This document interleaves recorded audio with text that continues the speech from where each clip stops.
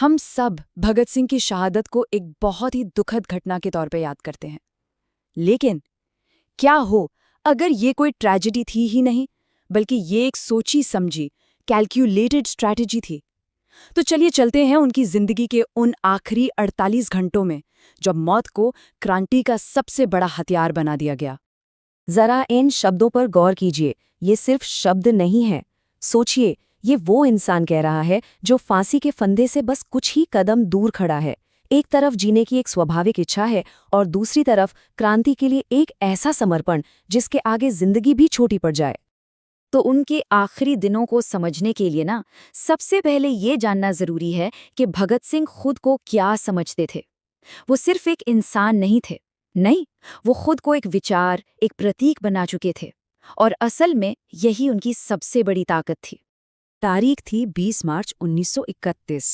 फांसी में सिर्फ 3 दिन बचे थे, और ऐसे में भगत सिंह और उनके साथी पंजाब के गवर्नर को एक चिट्ठी लिखते हैं। और सुनिए, ये कोई रहम की भीख नहीं थी, नहीं, ये एक ऐसी मांग थी जिसने पूरे ब्रिटिश साम्राज्य की नींव हिला दी। सवाल ये है कि उन्होंने ऐसा क्यों किया? मतलब फांसी के बजाय गोली से मारे जाने की जिद क्यों? असल में ये मौत के तरीके की लड़ाई थी ही नहीं, ये तो मौत के मायने की लड़ाई थी। अब जरा उनकी कमाल की स्ट्रैटेजी देखिए। कोर्ट ने उन पर चार्ज क्या लगाया था? राजा के खिलाफ जंग छेड़ने का। तो भगत सिंह ने कहा, ठीक है, अगर ये जंग है तो हम अपराधी कैसे हुए? हम तो युद्धबंदी हैं, प्रिजनर ऑफ वॉर। और देखिए, इन दोनों में जमीन आसमान का फर्क है। फांसी वो एक क्रिमिनल की मौत होती है जो आपके संघर्ष को ही गलत साबित कर देती है, जबकि फायरिंग स्क्वाड वो एक सैनिक का सम्मान है। मतलब इस एक मांग से उन्होंने अंग्रेजों को फंसा दिया। या तो मानो कि हमारी क्रांति एक जंग है, या फिर मान लो कि तुम्हारा पूरा जस्टिस सिस्टम ही एक मजाक है। अब जरा उनकी काल कोठरी का मंजर सोचिए। एक छोटी सी कोठरी, इतनी छोटी कि उनका 5 फुट 10 इंच का शरीर भी मुश्किल से सीधा लेट पाता था। लेकिन उस कैद जिस्म के अंदर दिमाग पूरी तरह आजाद था, और वहां एक अलग ही क्रांति चल रही थी। वो सिर्फ बंदूक चलाने वाले क्रांतिकारी नहीं थे, वो एक इंटेलेक्चुअल थे। जेल में रहते हुए उन्होंने सैकड़ों किताबें पढ़ डालीं, कीर्ति और वीर अर्जुन जैसे अखबारों के लिए आर्टिकल्स लिखे। मार्क्सवाद पर उनकी पकड़ जबरदस्त थी, और सबसे हैरान करने वाली बात, जेल में उनका वजन कम होने की बजाय बढ़ गया था। ये डर की नहीं, बल्कि उनके अदम्य साहस की निशानी थी। अब हम आते हैं उस पल पर जो वाकई रोंगटे खड़े कर देता है। फांसी से सिर्फ 2 घंटे पहले उनके वकील प्राणनाथ मेहता उनसे आखिरी बार मिलने पहुंचे।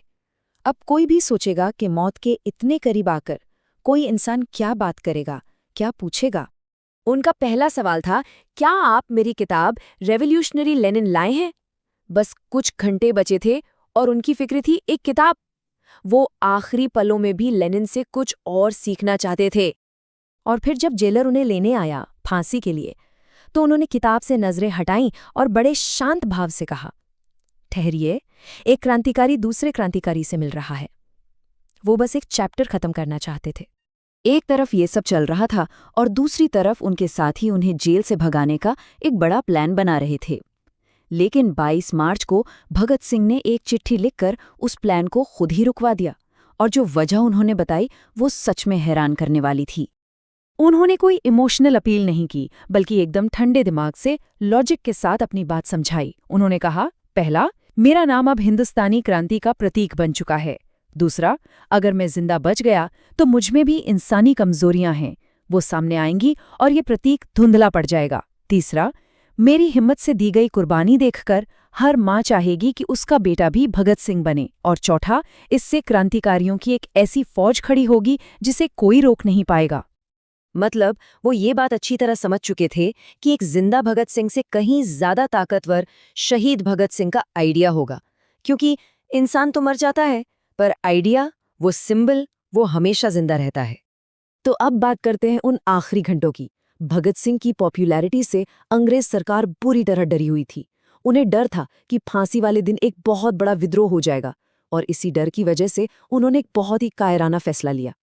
23 मार्च 1931 शाम 4 बजे लाहौर सेंट्रल जेल के सारे कैदियों को अचानक उनकी कोठरियों में बंद कर दिया गया। किसी को कुछ समझ नहीं आया। फिर शाम के करीब 7 बजे तीनों को बताया गया कि उनकी फांसी जो कल सुबह होनी थी वो अभी इसी वक्त होगी, और शाम 7:30 बजे तय वक्त से 11 घंटे पहले उन्हें फांसी दे दी गई। रात के अंधेरे में जेल की दीवार तोड़कर उनके शरीरों को बाहर ले जाया गया और सतलज नदी के किनारे जल्दबाजी में उनका अंतिम संस्कार कर दिया गया। ये सब कुछ बताता है कि ब्रिटिश हुकूमत किस कदर डरी हुई थी। लेकिन उस डर के सामने भी उनकी हिम्मत देखिए। वो तीनों मेरा रंग दे बसंती चोला गाते हुए फांसी के तख्ते की तरफ बढ़े, इनकलाब जिंदाबाद के नारे लगाए। उनकी एक आखिरी ख्वाहिश थी, एक सफाई कर्मचारी थे बेबे, उनके हाथ से खाना खाने की, वो भी पूरी नहीं की गई। और जब उनसे आखिरी प्रार्थना के लिए कहा गया तो उन्होंने साफ मना कर दिया। बोले, मैं ऐसा नहीं दिखाना चाहता कि मैं डर की वजह से भगवान को याद कर रहा हूँ। मतलब आखिरी सांस तक सिर्फ और सिर्फ सिद्धांत। और भगत सिंह की भविष्यवाणी सच साबित हुई। उनकी शहादत ने ठीक वही असर डाला जो उन्होंने सोचा था। इसने देश में क्रांति की एक ऐसी चिंगारी लगाई जो अगले 16 साल तक जलती रही, और आखिरकार इसी आग ने ब्रिटिश राज को जलाकर राख कर दिया। तो आखिर में ये एक सवाल हमारे सामने खड़ा होता है कि क्या उनकी शहादत उनके जिंदा रहने से ज्यादा ताकतवर साबित हुई? भगत सिंह सिर्फ आज़ादी के लिए मरे नहीं, उन्होंने अपनी मौत को ही क्रांति का सबसे बड़ा, सबसे अचूक हथियार बना दिया।